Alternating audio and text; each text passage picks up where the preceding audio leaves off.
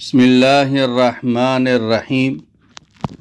یہ وظیفہ حاجی عبدالوہاب صاحب رحمۃ اللہ علیہ نے بتایا ہے۔ بڑا ہی مجرب آزمودہ وظیفہ ہے۔ یہ حاجی صاحب رحمۃ اللہ علیہ یہ وظیفہ بتا رہے تھے۔ حضرت مولانا فہیم صاحب حفظہ اللہ تعالی حاجی صاحب کی باتوں کا وہ ترجمانی کر رہے تھے۔ آخری وقت میں حاجی صاحب کی آواز سمجھ میں نہیں آتی تھی، اس لیے ترجمہ کرنا پڑتا تھا۔ اور حضرت مولانا فہیم صاحب حاجی صاحب رحمۃ اللہ علیہ کے وہ خاص خادم تھے، ابھی بیمار ہے۔ ہم سب اس کے لیے دعا کریں، اللہ پاک اس کو صحت کاملہ عطا فرمائے۔ تو یہ وظیفہ ہر مقصد کے لیے ہم پڑھ سکتے ہیں۔ اس سے پہلے بھی میں نے بہت سارے وظائف حاجی صاحب کے رحمۃ اللہ علیہ کے بتائے ہیں، وہ بھی بہت ہی بڑے مجرب ہیں۔ الحمدللہ بندہ خود بھی اس پر عمل کر رہا ہے۔ اور یہ وظیفہ جو ابھی بتا رہا ہوں تو یہ بڑا ہی عجیب و غریب وظیفہ ہے۔ اور اس سے پہلے یہ وظیفہ بعد میں بتاتا ہوں، اور یہ وظیفہ جو پہلے بتایا تھا یہ بھی بڑا مجرب ہے اور اس پر ضرور عمل کر لیں۔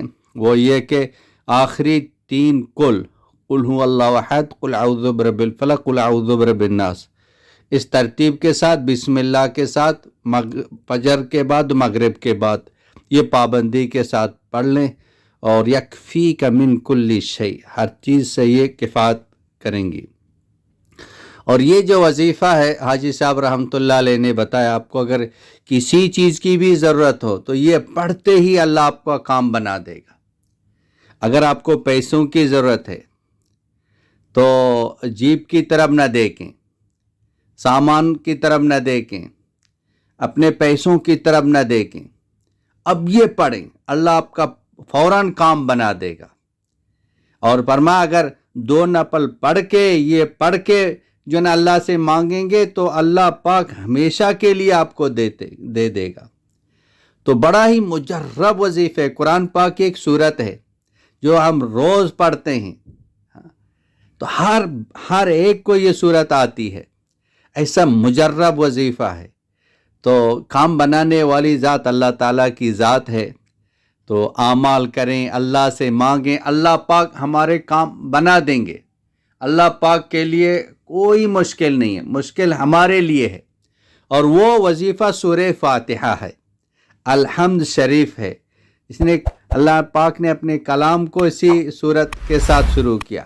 دیکھیں یہ ایک ایسی صورت ہے کہ ہر نماز کے ہر رکعت میں اس کو پڑھنا ہے۔